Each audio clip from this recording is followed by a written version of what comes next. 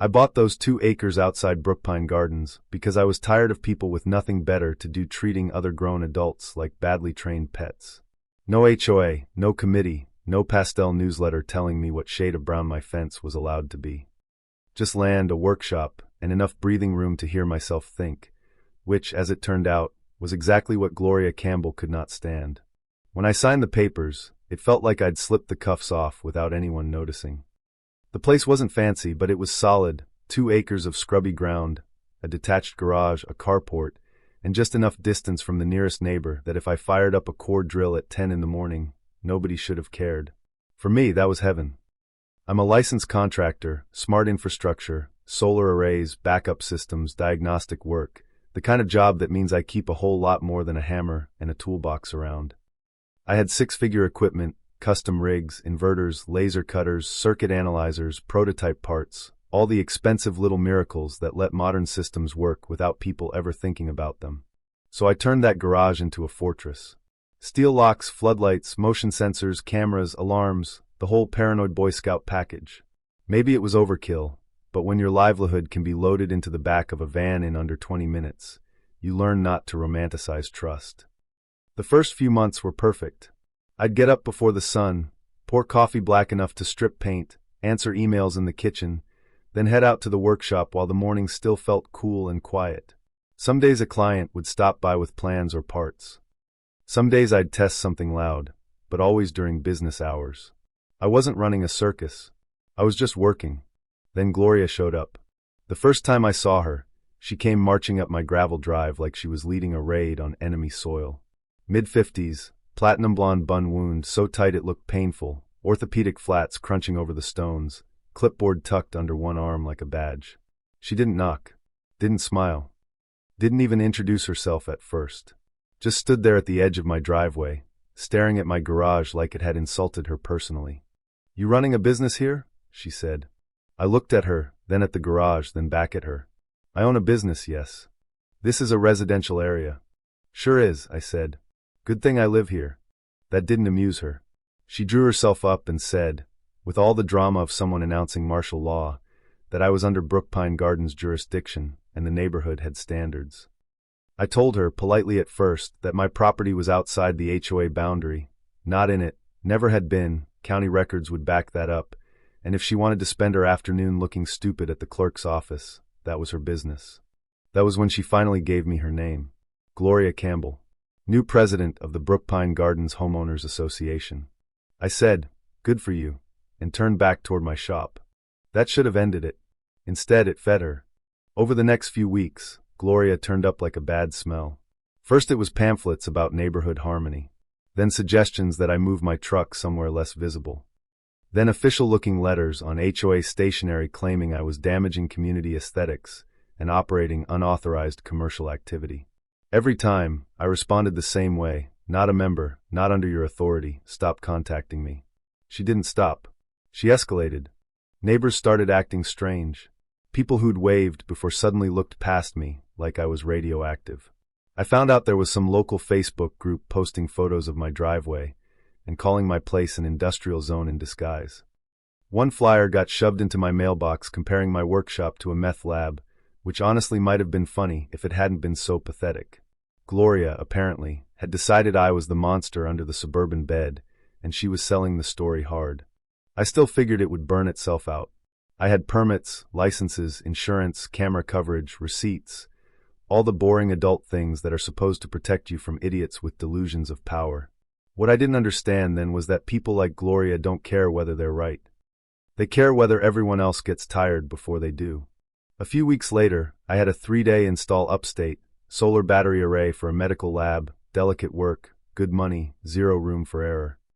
I left early Thursday morning, checked every lock twice, armed the sensors, made sure the cameras were online, and asked my buddy Jack next door to keep an eye on the place. I drove off feeling careful, responsible even. I came home Sunday evening, tired but satisfied, and the whole mood died in under 10 seconds. First thing I saw was the side gate hanging open.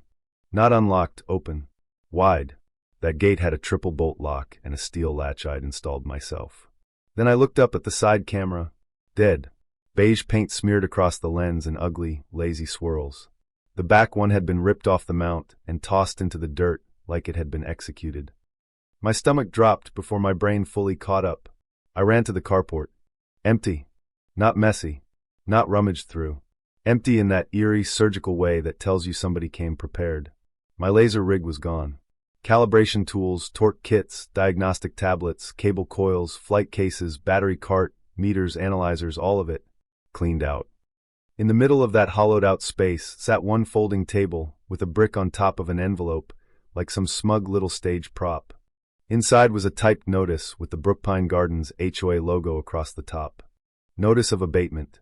Unauthorized commercial operations ceased per HOA enforcement policy. Equipment confiscated. And scribbled underneath in pen, "You brought this on yourself."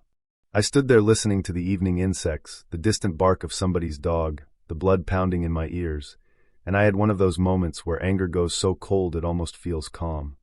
They'd broken in, sabotaged my cameras, stolen my property, and left a memo like they were code enforcement. I called the cops. Officer Rivas showed up about 20 minutes later. Young guy, tired eyes, looked like he'd rather be writing parking tickets than dealing with whatever this was. But he listened. I showed him the deed, the business license, the cameras, the paint, the inventory list. He took notes, nodded along, and then asked if anybody might have a grudge. "Yeah," I said. "Gloria Campbell." Right on cue, like she'd been waiting for her entrance, a black Escalade rolled up the driveway. Out stepped Gloria, flanked by two men in matching gray polos, the kind of guys who carry themselves like mall cops in a movie about corruption. She walked toward us without a trace of hesitation. "Officer," she said smoothly, "I'm here to clarify the situation. This man has been operating an illegal commercial enterprise in a residential setting. The HOA was forced to act to protect the integrity of the community." She smiled when she said it. That's what I remember most. Not fear, not guilt, satisfaction. Rivas blinked at her. "Are you admitting your organization entered his property and removed items without consent?"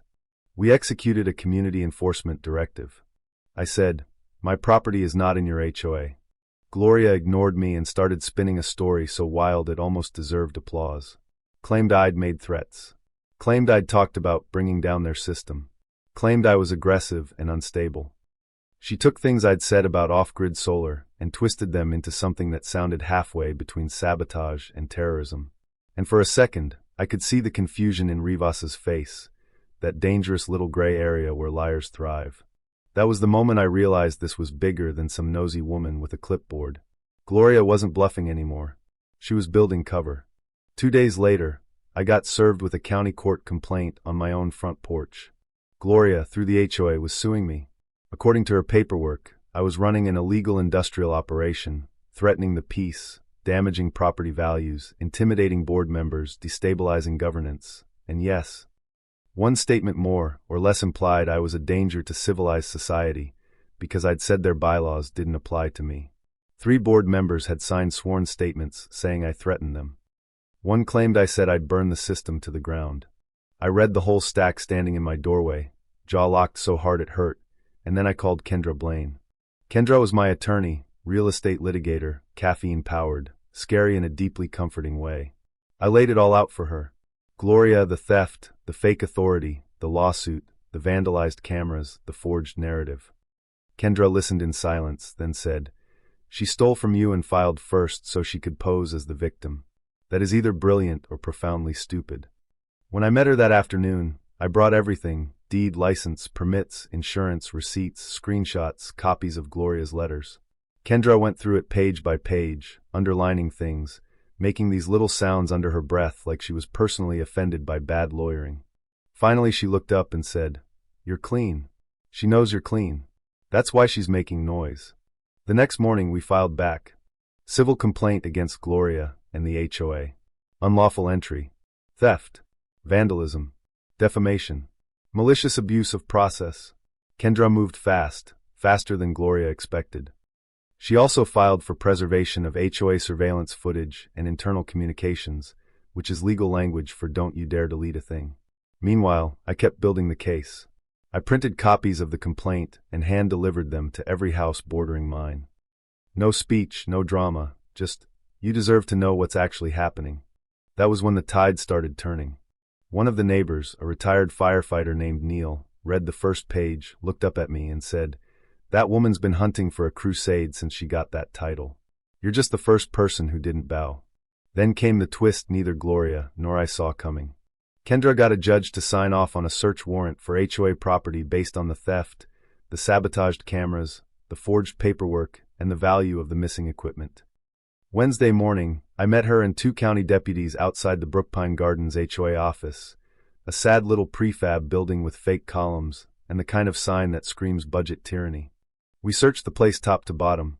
The basement was where the story broke open. My tools were there, shelved, stacked, half hidden in plastic tubs and behind janitorial supplies like they'd tried to make grand theft look administrative. My engraved initials were still on the handles. My battery cart sat under a towel.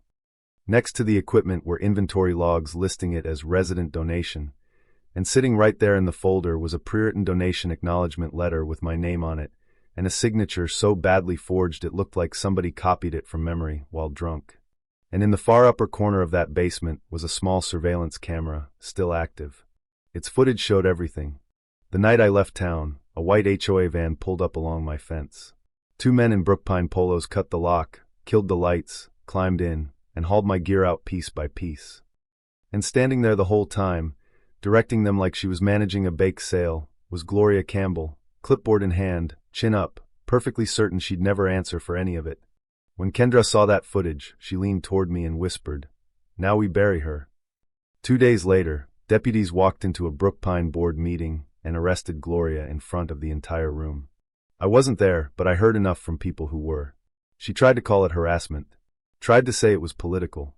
Tried to say I was dangerous right up until the charges were read. Grand theft, trespass, forgery, fraudulent misrepresentation, defamation, obstruction. After that, she got real quiet. The security guy she used folded almost immediately. Then the other one did too after investigators found my equipment listed online through an IP address tied to his house. That little detail kicked things upward fast. Once stolen property starts moving across state lines, the government gets interested in a hurry. The HOA board naturally began abandoning ship. People resigned. People denied knowing anything. People suddenly discovered their conscience the exact second subpoenas started landing. By the time we got to civil court, Gloria looked smaller somehow. Still stiff, still angry, but smaller. Kendra tore through the case like she'd been waiting her whole life for this exact woman. She laid out the theft, the fake jurisdiction, the forged donation letter, the basement footage, the online resale listings, the bylaws proving the HOA had exactly zero authority over my property. Gloria's lawyer tried to dress it up as misunderstanding, overzealous enforcement, perceived consent, which is a fun phrase if you're trying to explain why somebody stole 200 grand in tools with a straight face. The judge didn't buy a second of it. After 4 days of testimony and documents and Gloria's credibility dissolving in real time, the ruling came down on a Monday morning. I remember the fluorescent lights humming, the stale courtroom air, Kendra sitting beside me calm as still water, while my pulse was trying to break speed records. The court found fully in my favor. $200,000 for the equipment, $100,000 for emotional distress and reputational damage, $50,000 for legal costs, $350 grand total. Then the judge went further, recommended revoking Brookpine's independent governance rights and placing the HOA under outside administrative control because the abuse of power ran deeper than my case. And Gloria? The criminal court handled her a week later. 8 years. When the sentence landed, the room went completely still. No gasp, no murmur, just that strange vacuum that happens when everybody realizes the joke has officially died. Gloria barely blinked. For the first time since I'd known her, she looked like what she really was, not powerful, not righteous, not misunderstood. Just another small, greedy person who mistook a title for immunity.